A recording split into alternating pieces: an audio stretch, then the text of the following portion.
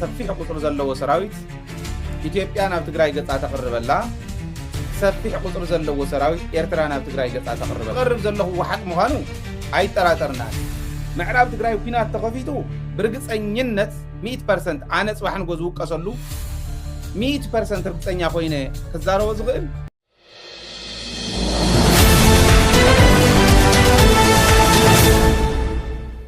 ኢትዮጵያና ኤርትራን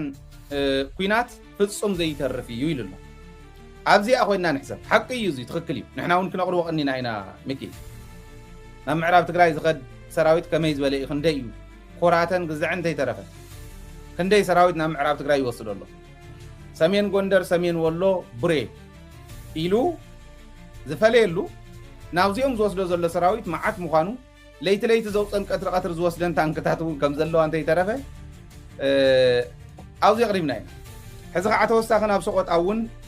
200 ዝኣኽላ ፅዒኑ ከም ዝእተወ እዩ ዝንገር ዘሎ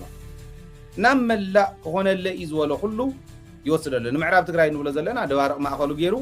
ናብ ጸለምትን ናብ ምዕራብን ይወስዶ ኣሎ ነነዘ ናብ ሰቆጣ እውን ይወስዶ ኣሎ ብዓፋር የምፅእ ኣሎ ኣብ ወሎ እውን እኒሄ ሕጂ እታ ሕቶ ነዚአን ከመይ ጌርና ንጥቀመለን እንድያ እቲ ናይ ሚሊተሪ ዝኾነ ጉዳይ ንሚሊተሪ ንግደፎ ንሕና ከም ተጋሩ ኣብ ምንታይ እንተሰርሐና የዋፀና ዝብል ክነቕምጥ እንተኮይንና ግን ቁፅሪ ሓደ ሰራዊት የቕርብ ኣሎ ትኽክል እዩ ኤርትራውን ሰራዊት የቕርብ ኣሎ ትኽክል እዩ ትግራዋይ ኮይኑ ኣብ ዝሓዚ እዋን ክሓስባ ዘለዎ እንታይ እያ